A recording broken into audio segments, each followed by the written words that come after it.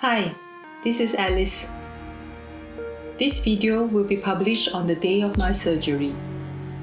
My parents didn't know about it. I don't want them to worry about this.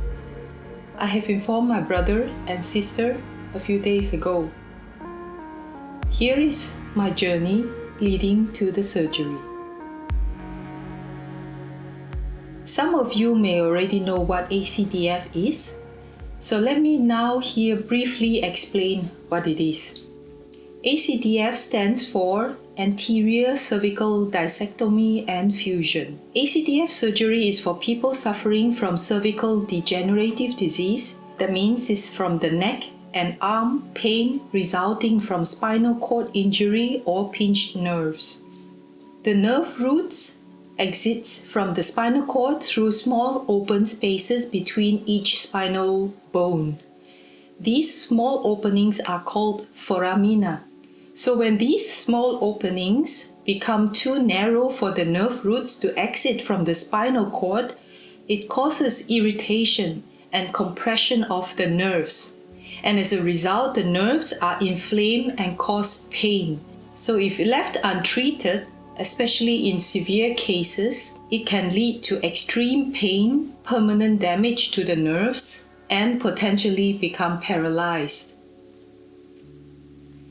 As you can see, this surgery is done by replacing the damaged disc with titanium disc and letting the bones fuse together into one. It can take up to 18 months for the bones to fuse together. The incision will be done from the front of the neck, near the throat. I have included the link to this ACDF video in the description box below. You can check it out. I also encourage you to watch this video on ACDF by the Spine Guy. He explained it very well. I will also put the link in the description. All links to related resources, I will also include them in the description below, so please check them out. I will try to explain and describe my experience as clearly as possible. I am not a medical professional, but I have worked 6 years in the pharmaceutical sector where I have learned a lot about healthcare. My advice to you is that you consult your doctor immediately if you have similar symptoms. Please seek medical help as soon as possible. No one needs to suffer from pain unnecessarily. I agree it is very difficult to describe pain, the kind of pain that we have. There are many posters at the hospital where I went, at the pain clinic. They encourage patients to speak up if they are suffering from pain. I have been a reasonably healthy person, except during COVID period where I have gained some kilos, like most people did during that time. I started exercising regularly, in fact daily, mainly focusing on core training to strengthen my muscles and the core. And in order to keep track of my progress, I have recorded my workout sessions.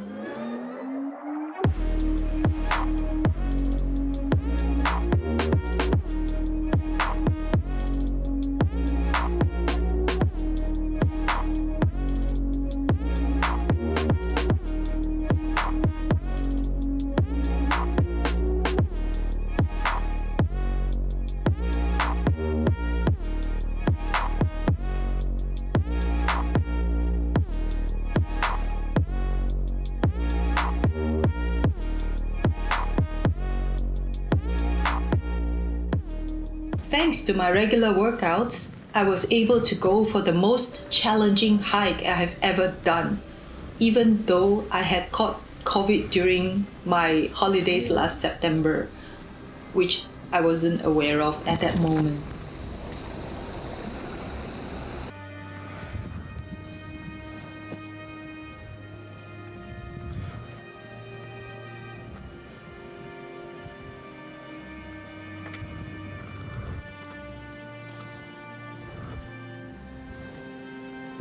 I will put a link also to our hiking video in case if you are interested to watch it. Since my recovery from COVID, I became very weak. I have fainted twice and often feeling very tired, extremely tired. At the beginning of the year, I started feeling numbness in my fingers, and it wasn't clear whether it was due to the cold weather because it was winter, and there were also clearly some signs of blood flow issues. My fingers turned pale. I was wondering whether it's Raynaud's phenomenon, which is described as the color changes in your hands and feet in response to cold. And then I started to lose strength in my arms and my hands, and mainly my thumb. I couldn't open bottles anymore. After that, I started feeling pain from my neck down to the shoulders, both sides, all the way down to my arm, elbow, and to my fingers. I also have swollen knuckles, and none of my rings can fit anymore, and they hurt. I feel this pain all the time, 24 hours a day, and there is no way that I can sleep properly. At the same time, I also have a lot of pain on the right side of my hip, all the way down to my leg. It started to make me worry.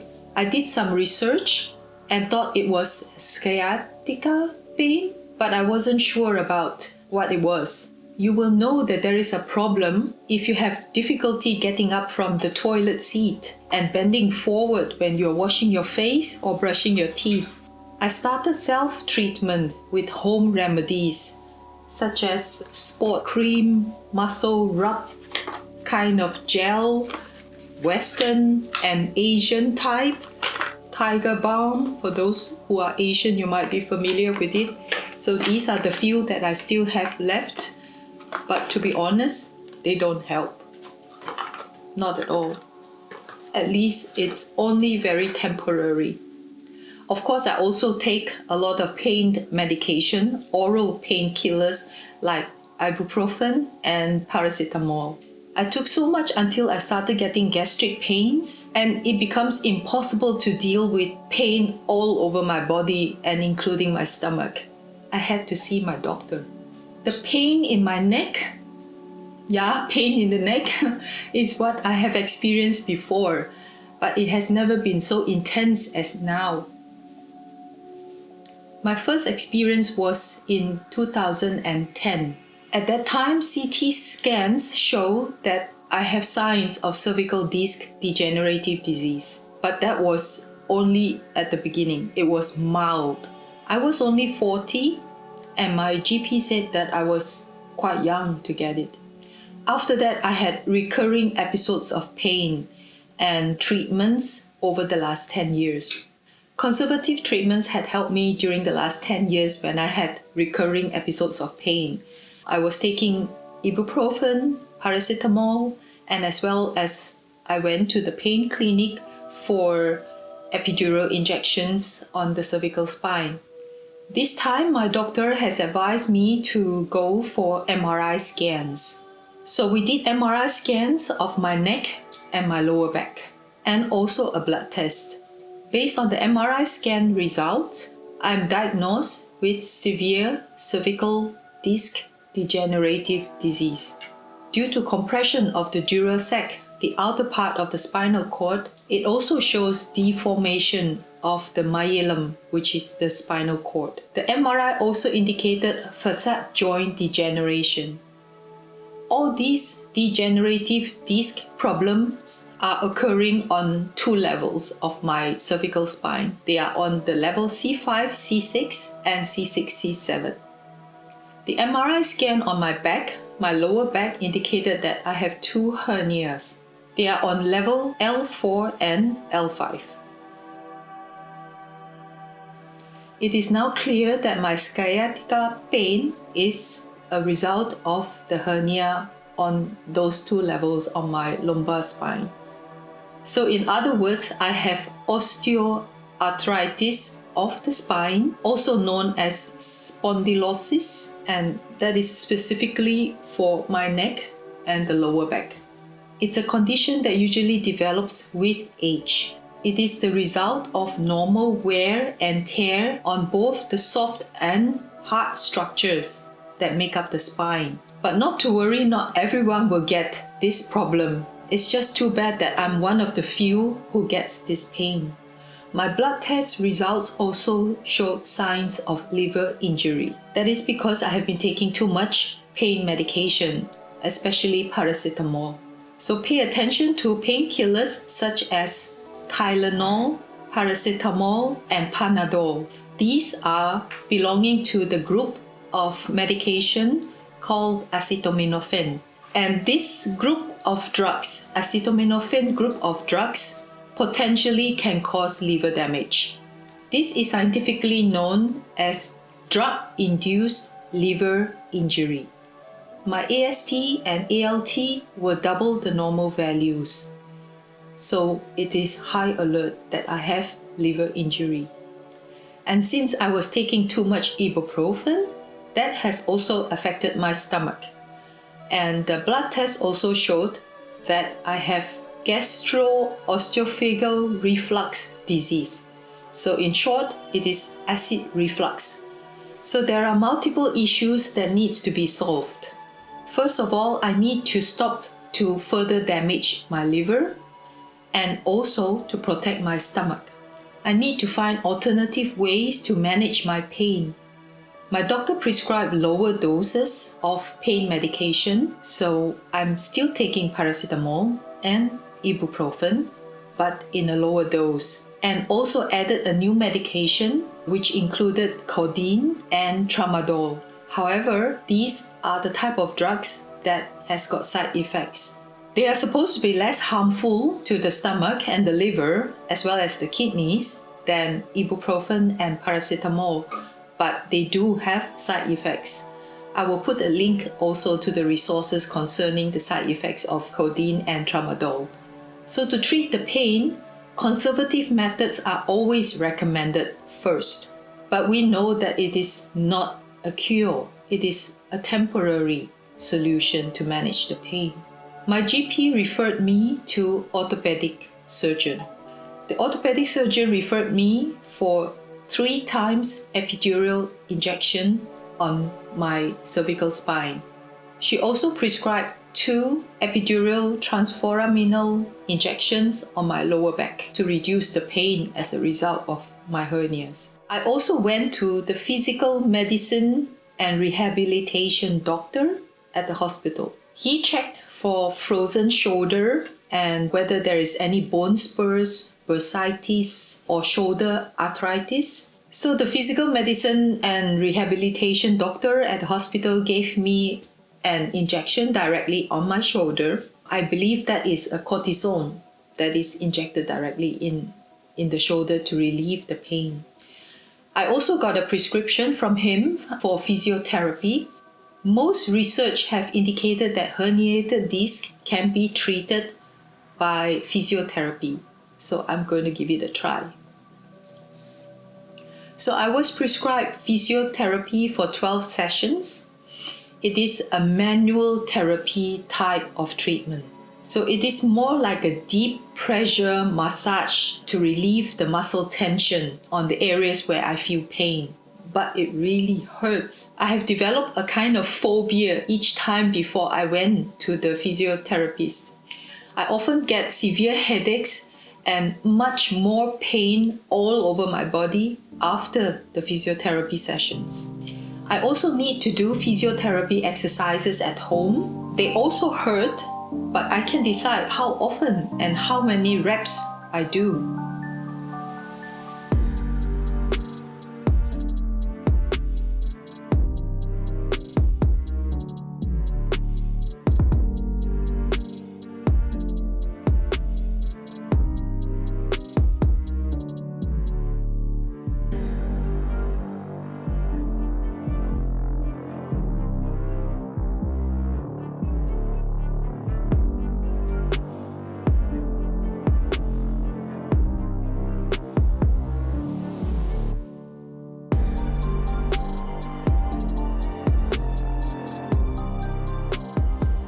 My struggle with chronic pain also means that I cannot live without pain medication.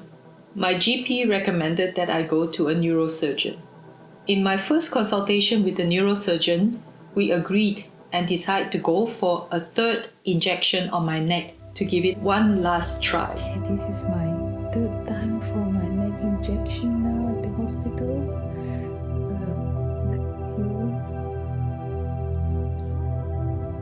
Hopefully this time works, because this is the last chance.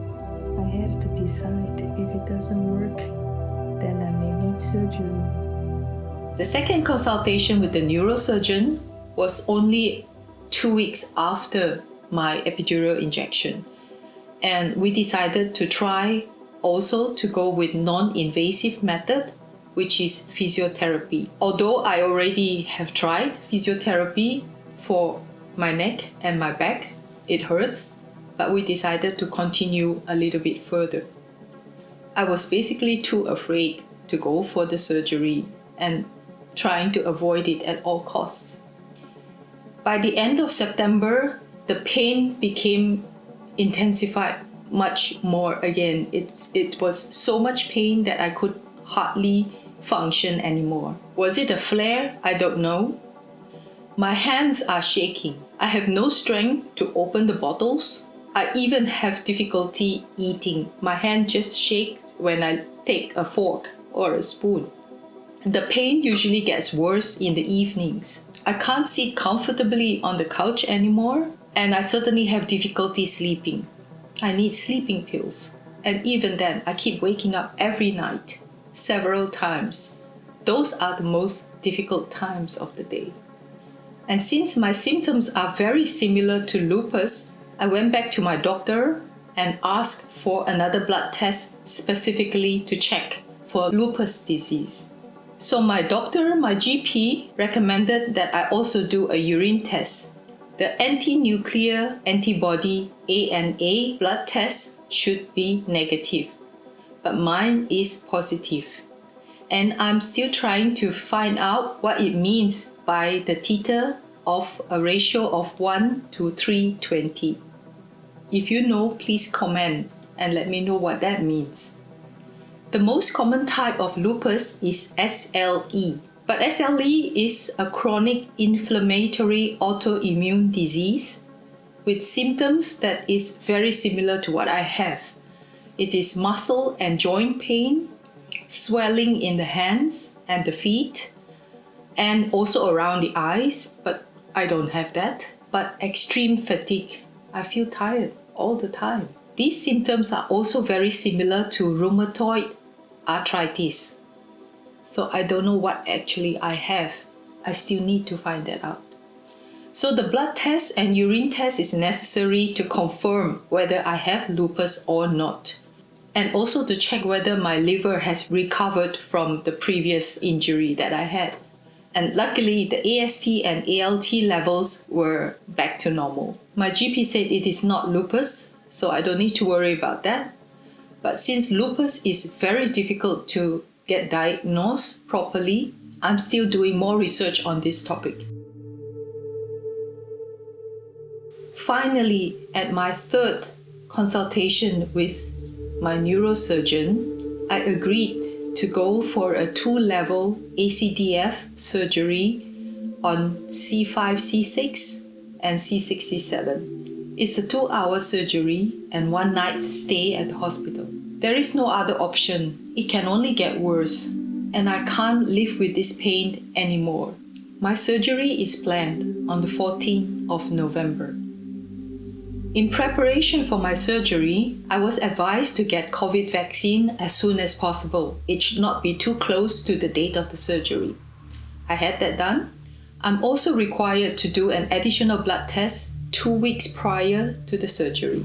And I also need to prepare a complete health history report for my admission to the hospital. And of course, I need to check that my hospitalization insurance and everything else is still valid. I have mixed feelings now. There were days when I felt much better, and there were days when the pain is so excruciating that I wished I had done the surgery sooner.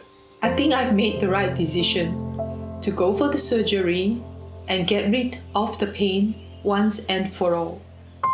I'm looking forward to recovering very soon. I'm in good hands. I'm taken care of by one of the best neurosurgeons in Belgium.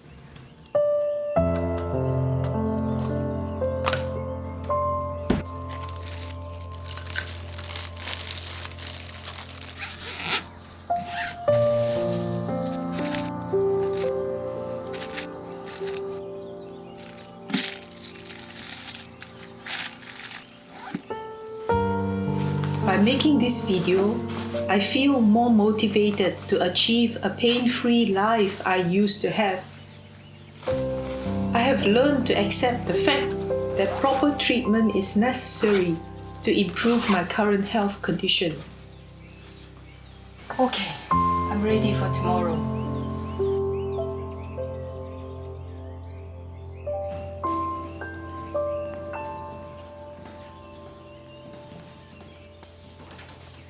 As soon as I feel better, I will have more interesting content to share with you on this channel. If you have enjoyed this video, please leave me a comment, like, and share this video with someone whom you believe might be useful for them. Please subscribe if you like to follow my journey in good times and bad times. Thank you so much for your support. I hope to see you in my next video soon. Take care. Bye.